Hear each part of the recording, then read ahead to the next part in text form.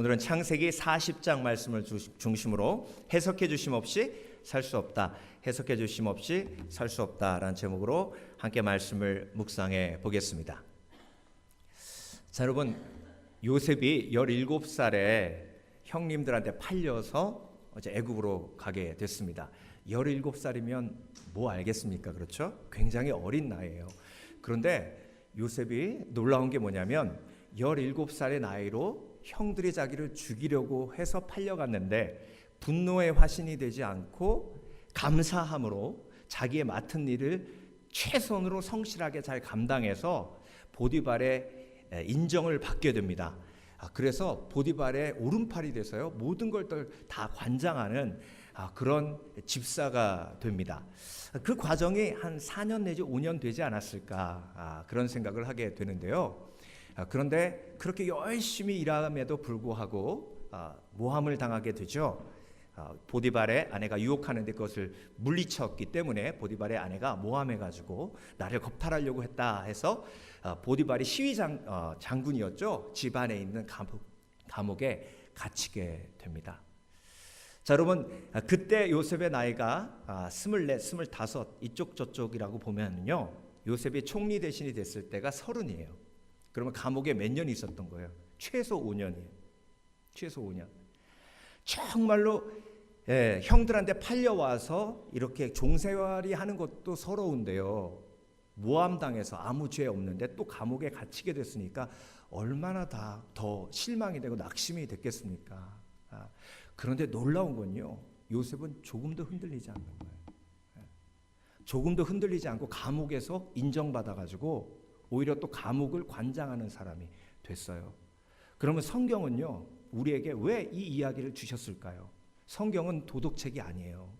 너희도 요셉처럼 이렇게 어려운 일이 있을 때, 힘든 일이 있을 때 불평하지 말고 감사함으로 하나님께 영광 돌리면 이런 축복을 받을 수 있어 라고 얘기하시는 메시지가 담겨 있기도 하지만, 그렇지만 도덕책이 아니기 때문에 우리가 또 한 번 묵상해 보아야 될 게 뭐냐면, 어떻게 요셉이 그럴 수 있었느냐는 거예요. 요셉도 죄인이잖아요. 죄인의 특징이 뭐예요? 복수하는 거예요. 죄인의 특징이 뭐예요? 불평하는 거예요. 죄인의 특징이 뭐예요? 미워하고 분노하는 거예요. 근데 요셉은 죄인의 특성이 하나도 나오지 않을 만큼 그렇게 완벽하게 지금 자기의 삶을 승리로 이끌어가고 있는 거예요. 그 비결이 뭘까요? 그 비결을 깨달으라고 하나님이 오늘 우리에게 말씀을 주신 거예요. 그 비결이 오늘 본문에 나와 있어요. 오늘 본문 몇 절에 있냐면요, 지금 어떤 생각이 드실 거냐면, 난 다 읽었는데 없던데, 목사님 어디서 찾으셨네, 이런 생각이 드실 거예요. 몇 절에 있냐면 8절에 있어요. 8절. 자, 술 맡은 관원장, 떡 맡은 관원장의 꿈을 듣기 전에 요셉이 한 말입니다. 자, 끝에서 네 번째 줄부터 보세요. 요셉이 그들에게 이르되 해석은 하나님께 있지 아니하니까. 해석은 하나님께 있지 아니하니까. 이게 비결이에요. 설명을 드리면요, 자, 형들한테 죽임당하려다가 은 20에 팔려서 노예가 됐어요. 이 사건이 축복이에요, 저주예요? 저주예요. 상식적으로 보면. 그쵸? 아닌 척 하시네. 본인이 팔렸다고 생각을 해보세요. 남의 얘기니까 막. 아니, 본인이 팔렸다고 생각해 보세요. 그거 축복 아니죠. 당연히 저주죠. 인간적인 생각으로 해석을 하면요. 그래야 안 그래요? 자, 그리고 열심히 일해서 집사가 된 것까지는 좋았는데 모함 받아가지고 감옥에 갇혔어요. 한두 달도 아니고 5년 동안 갇혔어요. 축복이에요, 저주예요? 저주죠. 그러니까 인간의 생각으로 해석하면 저주예요. 그러면 인간의 생각으로 해석해서 저주받은 요셉이 감사할 수 있겠어요? 열심히 살 수 있겠어요? 아니에요. 세상을 저주하면서 사람들을 미워하면서 살죠. 그런데 요셉이 그 마음을 가지고 하나님 앞에 나가서, 하나님, 왜 나한테 이런 일이 벌어져요? 나는 잘못한 게 없는데요. 그랬더니 하나님이 요셉의 마음속에 하나님의 해석을 부어주시는데, 요셉아, 내가 너한테 줬던 꿈 기억하지? 그 꿈을 내가 해석해 줄게. 볕단 11단이 너한테 절했잖아. 해와 달이 11별이 너에게 절했잖아. 내가 이 고난을 통해서 너를 세울 거야. 그러니까 조금만 인내해. 이게 하나님의 해석이에요. 그러니까 요셉이 그 해석을 듣고 아멘 한 거예요. 그래서 절망과 미움에 빠져들지 않고 오늘 하루도 감사함으로 살 수 있었던 거예요. 그러니까 꿈을 듣고도 요셉이 뭐라고 얘기하는 거예요? 해석은, 그 꿈의 해석은 하나님께 있다. 여러분, 꿈이 뭐예요? 꿈이 실제 같잖아요. 그렇죠? 네. 꿈이라는 건요, 실제 일어날 수 있는 일을 실제처럼 내가 봤다는 걸 의미해요. 근데 꿈만 이해 못합니까? 아니에요. 여러분 삶 속에서 벌어지는 모든 일도 이해 못하는 일이 너무나 많아요. 그래요, 안 그래요? 네. 난 열심히 예수님 섬겼는데 교통사고 왜냐냐고. 네. 난 열심히 하나님 앞에 한다고 했는데 사업이 왜 이렇게 안 되냐고요. 내가 열심히 평생 주를 위해 헌신했는데 내 자녀가 왜 아프냐고요. 이해가 되세요? 그러니까 인간의 생각으로 해석을 하면 해석이 안 돼요. 인간의 생각으로 해석하면 상처만 남아요. 인간의 생각으로 해석하면 인생 살기 싫어요. 인간의 생각으로 해석하면 절망만 돼요. 실망만 돼요. 인간의 생각으로 해석하면 걱정, 근심만 있어요. 근데 요셉이 해석은 하나님께 있지 아니하니까 라고 고백하며 해석을 하나님 앞에 맡겨드리니까요, 요셉은 첫 번째로 평안했어요. 그렇죠? 네. 두 번째로 인내할 수 있었어요. 네. 세 번째로 자기 연민에서 벗어나 다른 사람의 아픔을 볼 수 있는 긍휼이 그 속에 있었어요. 그리고 하나님의 말씀대로 해석하니까 용서의 삶을 살았어요. 네. 그리고 하나님의 해석대로 삶을 사니까 높임 받았어요. 그러니까 여러분, 인생은요, 하나님의 해석하시는 대로 살아야 승리하는 겁니다. 그러니까 여러분, 오늘요, 놀라운 진리를 이 말씀을 통해서 우리가 깨닫게 되는 거예요. 그래서 여러분, 하나님의 해석대로 산다는 것이 어떤 것인가 오늘 세 가지로 함께 묵상해 보겠습니다. 하나님께서 해석하시도록 하면 요셉과 같은 축복된 삶, 승리하는 삶, 평안한 삶을 살 수 있는데, 하나님께서 해석하시도록 하려면 첫 번째로 판단을 멈추고 기다려야 돼요. 자, 여러분, 감옥에 지금 떡 맡은 관원장과 술 맡은 관원장이 갇혀 있어요. 근데 이름이 떡 맡은 관원장, 술 맡은 관원장, 그러니까 굉장히 좀 천한 사람들 같은데요, 그 반대예요. 여러분, 사우디의 왕자들이요 3,000명이에요. 지금 피해 숙청이 이루어지고 있어요. 왕자가 많으면 많을수록 어떤 일이 벌어져요? 왕위를 찬탈하기 위해서 암투가 벌어져요. 보통 바로의 왕자 공주의 숫자가 적으면 한 100명, 많으면 200~300명까지 갔습니다. 그러면 그 수없이 많은 왕자들과 공주들 사이에 암투가 벌어지겠어요? 안 벌어지겠어요? 벌어지죠. 제일 쉽게 왕을 죽일 수 있는 게 뭐냐면 독살이에요. 그러니까 술 맡은 관원장, 음료수를 관장하는 관원, 그리고 음식을 관장하는 관원은 내 삶 속에 가장 믿을 수 있는 측근을 세워야 되는 거예요. 그러니까 술 맡은 관원장과 떡 맡은 관원장은 바로의 가장 가까운 측근입니다. 제일 높은 사람이에요. 실세. 실세. 그러니까 어떻게 생각하면요, 국무장관이나 국방부 장관보다 더 높은 사람들이에요. 그런데 그 사람들이 뭔가 잘못했어요. 그래서 감옥에 갇혔습니다. 자, 그렇게 높은 사람이 감옥에 갇혔는데요, 요셉이 그들을 돌보는 일을 맡게 됐어요. 그걸 보면요, 보디발은요, 요셉이 자기 와이프를 겁탈하려고 했지 않은 걸 너무나 잘 알고 있었던 사람입니다. 그런데 풀어줄 수 없는 게 왜 못 풀어줘요? 풀어주면 자기 와이프가 잘못했다는 거니까.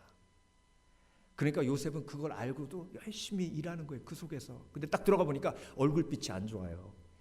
여러분, 평안한 사람은요, 내 아픔이 안 보이고 다른 사람의 아픔이 보여요. 예, 그러면 그 사람을 얻어요. 근데 평안하지 않으면요, 다른 사람의 아픔이 안 보여요. 내 아픔만 보여요. 그래서 내가 불쌍해요. 예, 그래서 애들한테 그래요. 엄마가 불쌍하지도 않냐 막 그래요. 예. 그러니까 오히려 애들이 엄마를 불쌍히 여겨. 우리 엄마 불쌍해 막 그래. 예. 그러면요, 리더십이 뒤바뀌는 거예요. 평안을 회복하시는 지혜가 있으시길 주의 이름으로 축원합니다. 요셉이요, 지금 자기 코가 석자인데도 자기 아픔은 안 보이고 다른 사람의 아픔이 보이는 거예요. 근데 들어가가지고 원수에게 왜 이렇게 안 좋으세요? 그랬더니 이 두 관원이요, 겸손해요. 왜? 자기가 자기 꿈을 판단하지 않고 이 꿈을 못 알아먹겠다는 거예요. 그러니까 판단을 안 하고 기다리니까 하나님이 요셉을 보내셔서 그 꿈을 해석하게 하시는 거죠. 그렇죠? 네. 여러분, 그래서 인생 살면서요, 나에게 벌어진 일도 일단 판단을 멈추고 기다려야 되고, 다른 사람에게 벌어진 일도 판단을 멈추고 기다려야 돼요. 판단이란 건 뭐예요? 내가 해석한다는 거예요. 네. 집사님, 그 교통사고 왜 났는지 알아? 예배 빠져갖고 그래.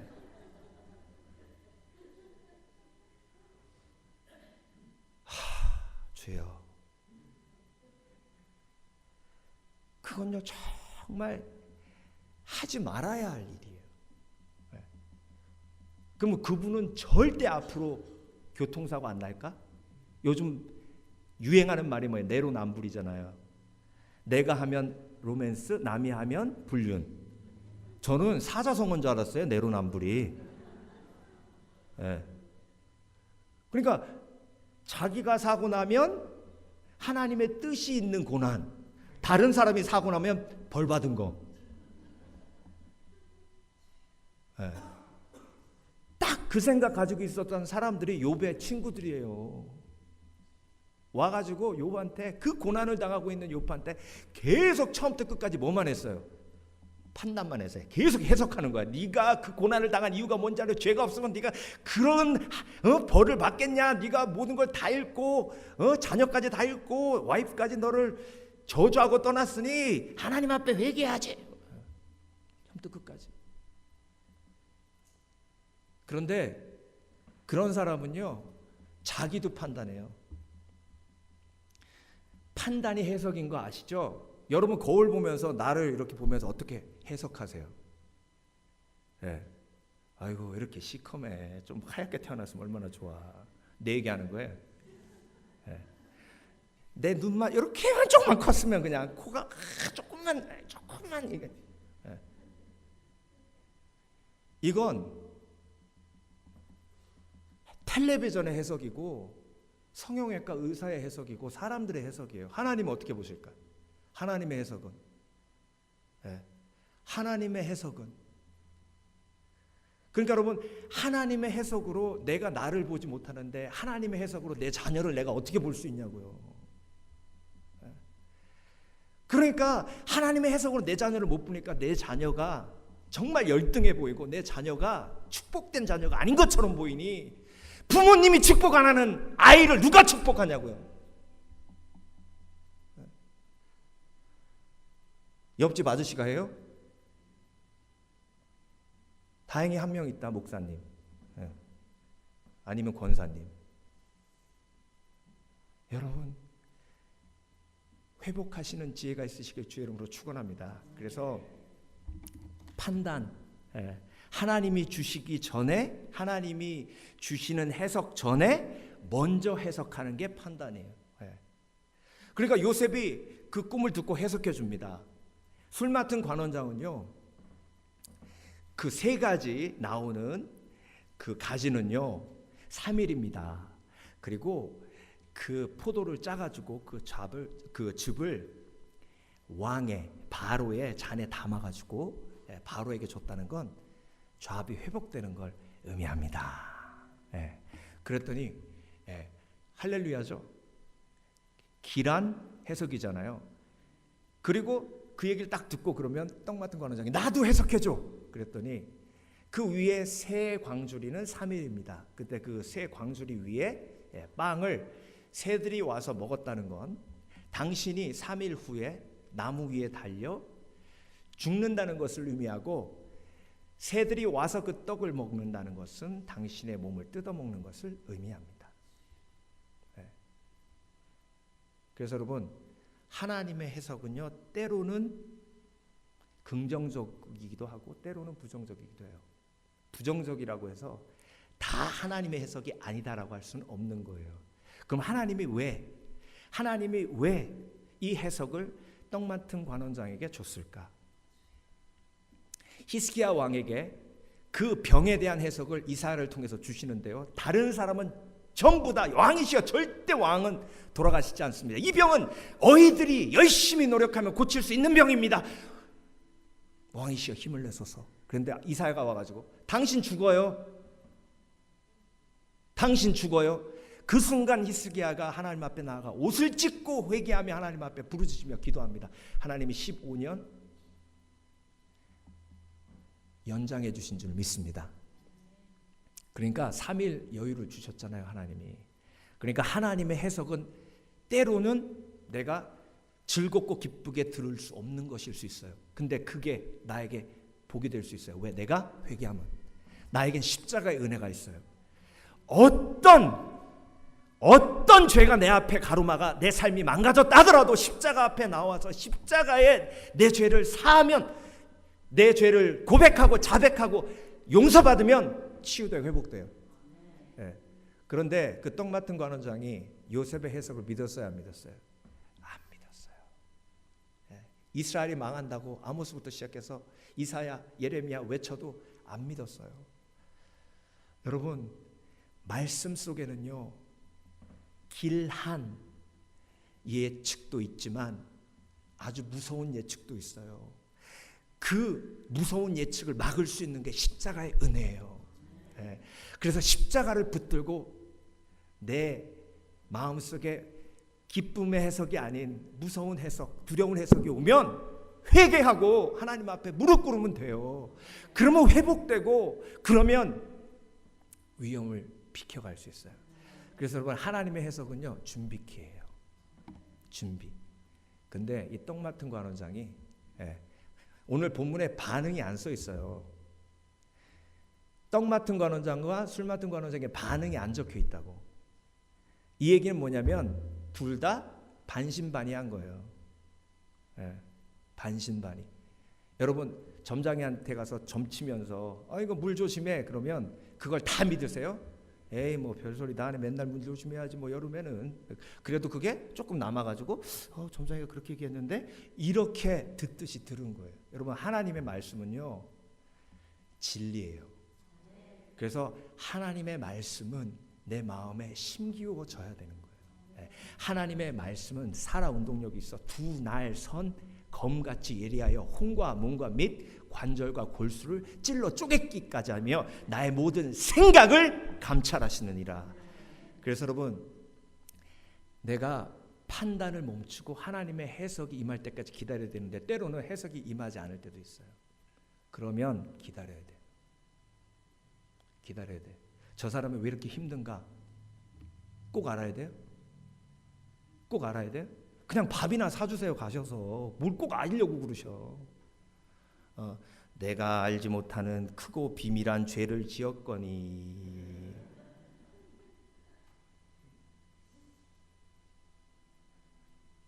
몰라도 위로할 수 있어요. 그 사람이 왜 그런 고난을 당하는지 몰라도 충분히 위로할 수 있어요. 그건 우리의 영역이 아니에요. 그래서 여러분, 판단을 멈추면 가장 큰 베네핏을 받는 게 나예요. 나. 하나님이 왜 나를 이렇게 지으셨나? 하나님이 왜 나를 이렇게 연약하게 지으셨나? 하나님이 왜 우리 가정 같은 힘들고 어려운 가정에서 내가 태어나게 하셨나?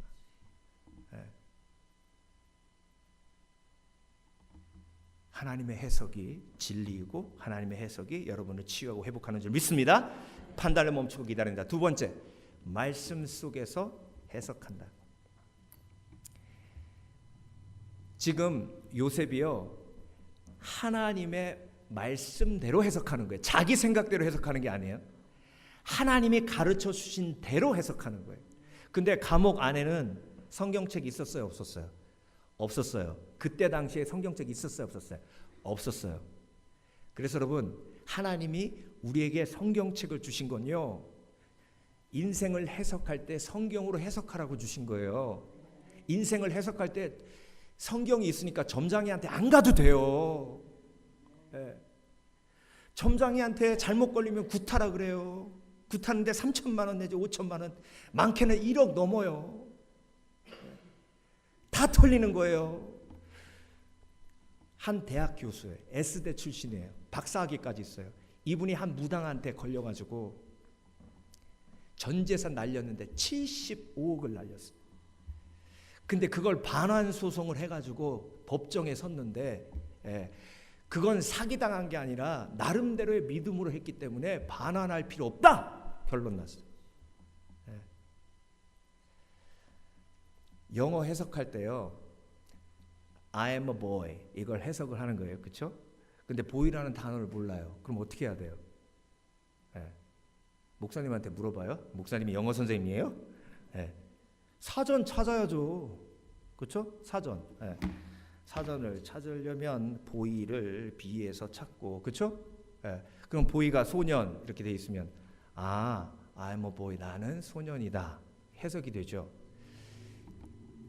영어 문장처럼 인생에 해석이 안 되는 게 얼마나 많아요, 그렇죠? 왜 저런 게 나한테 태어났을까? 하나님 왜 이렇게 힘든 애를 나한테 주셨을까? 뭐 이런 게 해석이 됩니까? 안 되죠. 그러니까 해석이 안 될 땐 뭘 찾아야 돼요? 사전. 해석이 안 될 땐 성경을 여세요. 성경 속에 모든 인생의 해석이 다 담겨져 있어요. 그러면 하나님의 해석을 통해서 내 삶이 해석되기 시작하면 그때부터 평안이 임하고 내 삶의 문제들이 하나씩 둘씩 해결돼요. 미국에서 시각장애인으로 한국인으로서 최초의 박사학위를 받은 분이 강영우 박사님입니다. 2년 전에 돌아가셨어요.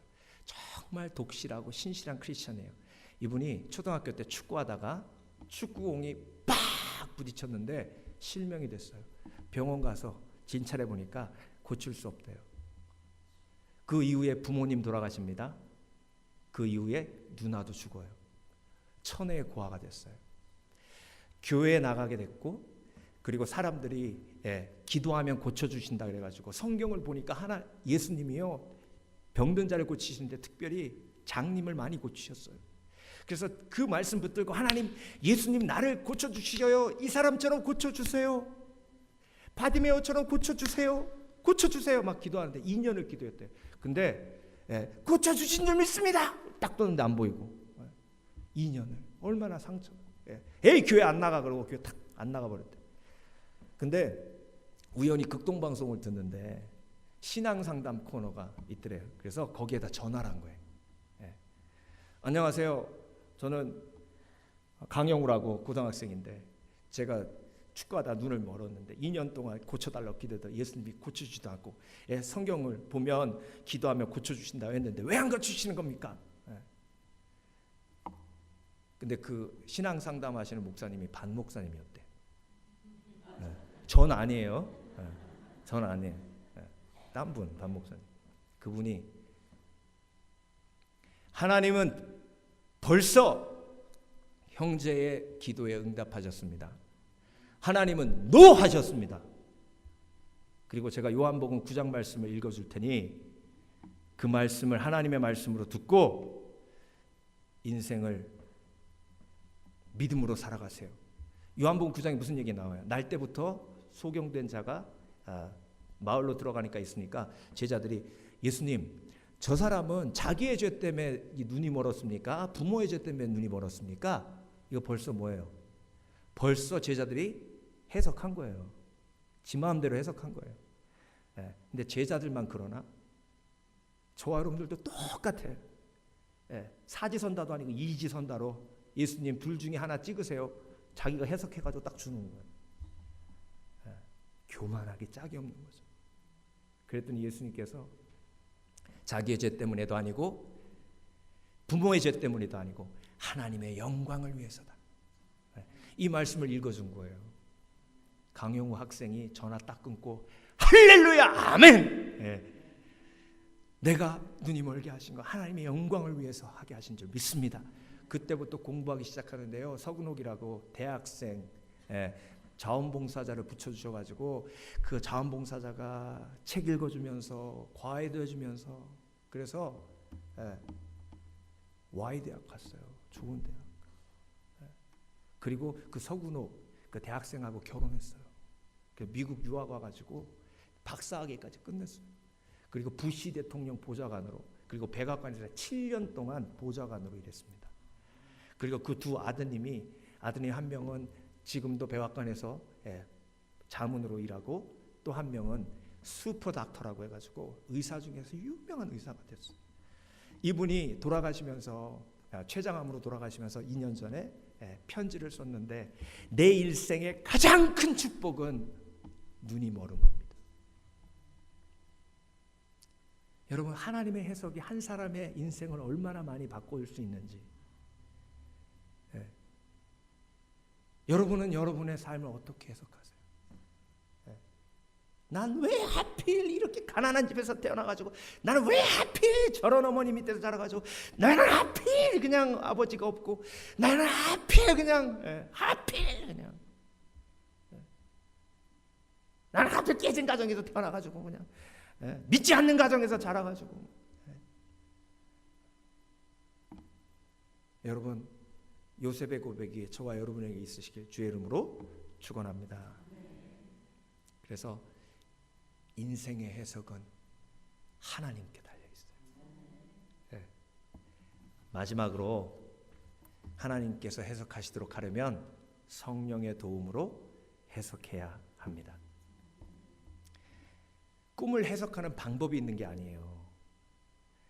성령께서 해석하게 하시기 때문에 꿈을 해석하는 방법으로 해석하는 게 아니라고요.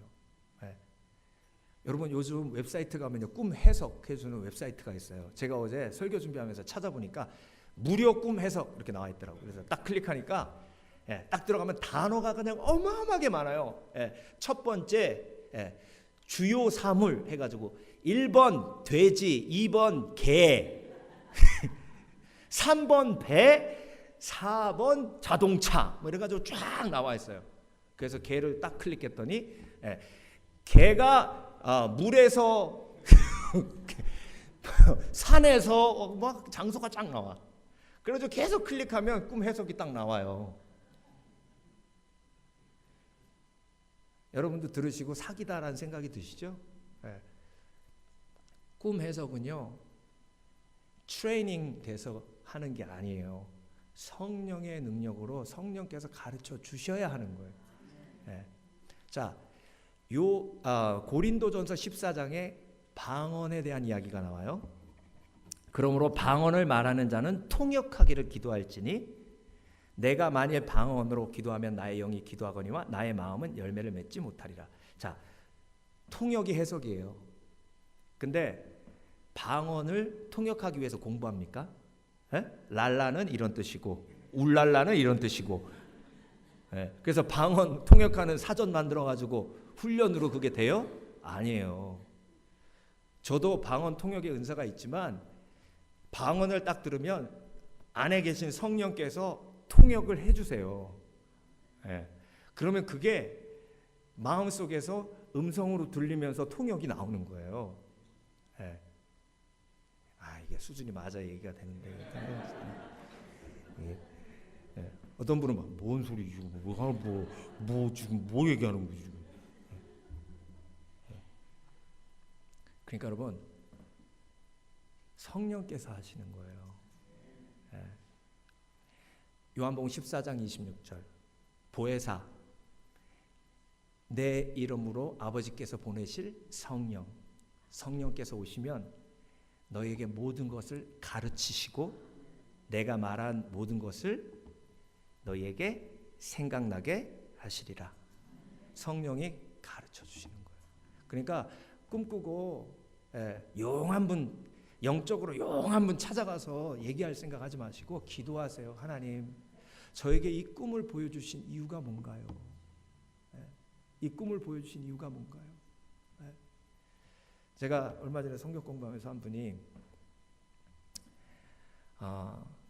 딸이 정말 어려운 병에 걸려서 자기가 그 딸을 안고 막 울었대요. 근데 그게 얼마나 리얼했냐면 정말 너무너무 리얼해서 막 울다가 깼대요. 그래서 하나님, 왜 이렇게 무서운 꿈을 주세요? 했는데 단 한 번도 엄마를 긍휼히 여겨본 적이 없는데 하나님이 우리 엄마를, 병든 우리 엄마를 그렇게 품고 긍휼히 여기시고 불쌍히 여기셨다는 걸 깨닫게 하신 거예요. 그래서 처음으로 엄마를 긍휼히 여기는 체험을 한 거예요. 네. 여러분, 이게 성령께서 하시는 일이에요. 성령께서 하시면 평안해요. 성령께서 하시면 질서가 있어요. 성령께서 하시면 치유와 회복이 일어나요. 네. 지난주 주일날 서덜랜드 스프링스의 텍사스에 위치한 제일 침례 교회 이렇게 예배드리고 있는데 총을 들고 캐리라는 사람이 들어와서 총을 난사해 26명의 영혼이 목숨을 잃었습니다. 그리고 20명이 다쳤어요. 그 중에 게스트 스피커로 왔던 목사님, 사모님, 그리고 그 교회 출타 중이었던 그 교회 목사님 딸도 함께 목숨을 잃었습니다. 이번 주에 새벽 기도하면서 계속 그 희생자들 위해 기도하면서 하나님, 도저히 이해가 안 됩니다. 예배 시간이지 않습니까? 하나님이 가장 기뻐하시는 게 예배하는 것이고 가장 거룩하게 생각하시는 것이 예배하는 성도들 아닙니까? 그런데 그것도 예배 시간에 왜 하나님 막아주시지 않으셨습니까? 이걸 어떻게 해석해야 하고 그리고 성도들에게는 제가 어떻게 그냥 말하지 않고 지나가기에는 너무나 슬픈 일이고 말하지 않고 지나가기에는 너무 충격적인 일이 제가 어떻게 강단해서 기도 제목을 나눠야 합니까? 그때 하나님이 저한테 한 단어를 주셨어요. 그게 하나님의 해석이라고 믿습니다. 그 단어가 뭐냐면 순교예요. 순교. 그들은 순교자다. 난 순교자의 피로 그 땅을 치유하고 회복한다. 그들의 죽음이 절대 헛되지 않음을 내가 증명하리라. 한국에 여행 갔다 오신 목사님께서 양화진 얘기를 하세요. 양화진은 기독교 성지 중에 하나인데요. 한국에 오셔서 평생을 주를 위해 목숨을 바치신 선교사님들의 무덤이 있는 곳입니다. 이 양화진에 묻힌 선교사님들의 숫자 중에 미국에서 파송된 선교사님들의 숫자가 제일 많아요. 그런데 지금 사진으로 보고 계신 이 비석들은요, 작죠. 한 80개 정도 됩니다. 한국 갔다 오신 목사님이 이 비석을 보고 움직일 수가 없었다는 거예요. 이 비석이 뭐냐면 선교사님들의 자녀들의 비석이에요. 2살짜리, 7살짜리, 12살짜리. 선교지에 가서 풍토병에 걸려서 죽은 아이들이 대부분이에요. 낯선 환경에 가서. 그때 당시에 조선 말기 우리나라의 성인 남자의 평균 연령이 37세였습니다. 그만큼 의료시설도 열악했고 그리고 더러운 물을 마시고 병균에 대한 개념도 없었기 때문에 선교사님들이 와서 또 자녀들이 쉽게 풍토병에 걸려서 죽는 일들이 허다했습니다. 그 80명의 순교자의 무덤이에요. 여러분, 이 무덤을 어떻게 해석하시겠습니까?